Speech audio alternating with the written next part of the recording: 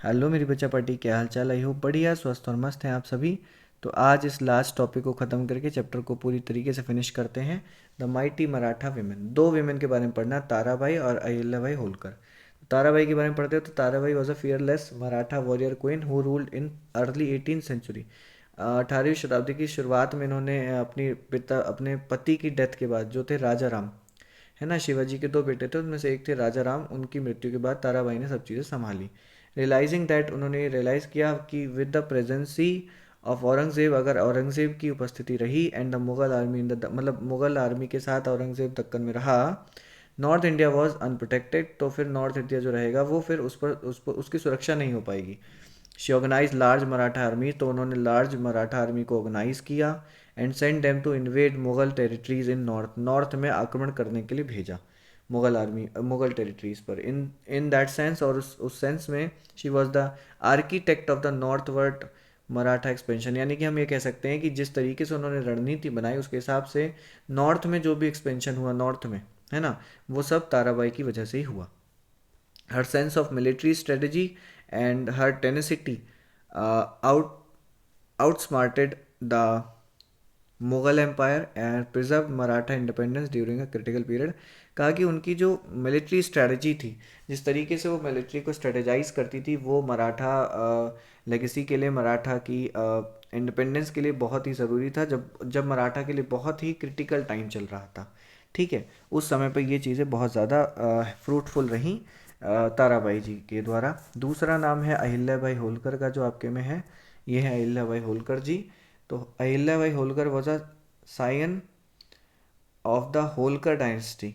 ठीक है, इनकी होलकर डायनेस्टी इन्होंने देखा। One of the chief family instrumental for the Maratha expansion in north India, north India में जो भी मराठा का एक्सपेंशन हुआ उसमें इनका भी एकदम मेन रोल रहा।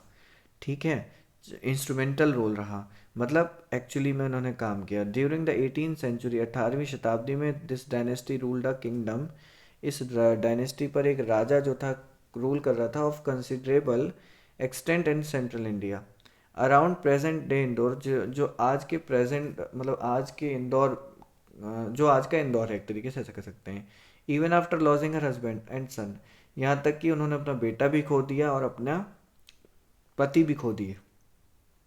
She bravely govern the state for 30 years, उन्होंने 30 साल तक, कितने साल तक? उन्होंने पूरे 30 साल तक स्टेट को बहुत ही ब्रेवली, बहुत बहादुरी से गवर्न किया, उस पर शासन किया। एडमिनिस्ट्रिंग इट वाइजली, इसका प्रशासन बहुत बुद्धिमानी से चला। And while caring for the common people, ताकि जो जो सामान्य जनता है उसका भी अच्छे से ध्यान रखा जा सके। ठीक है, Ahilyabai was a devote person who built and restored hundred of temple, एक ऐसी आस्थावान महिला थी जिन्होंने बहुत सारे जो मंदिर, मतलब सैकड़ों सैकड़ों मंदिर को रीस्टोर किया, ने दोबारा सही करवाया, घाट को दोबारा सही करवाया, कुओं को दोबारा सही कराया, एंड रोड्स को दोबारा सही करवाया पूरे Bharat, throughout India, from Kedarnath in the north to Rameshwar in the south, मतलब केदारनाथ से लेकर रामेश्वरम तक। केदारनाथ कहाँ है? उत्तर में, बिल्कुल ऊपर जाकर, उत्तर से लेकर दक्षिण में रामेश्वरम तक जो भी टेम्पल्स थे उनको सही कराया, उन रास्ते में पड़ने वाले कुओं को सही कराया, घाटों को सही कराया, ये सब चीज़ों को सही किया।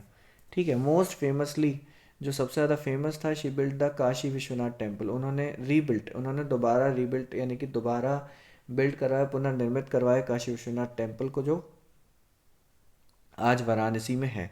That had been destroyed by Aurangzeb, जो औरंगजेब ने ख़राब किया था, तोड़ा था।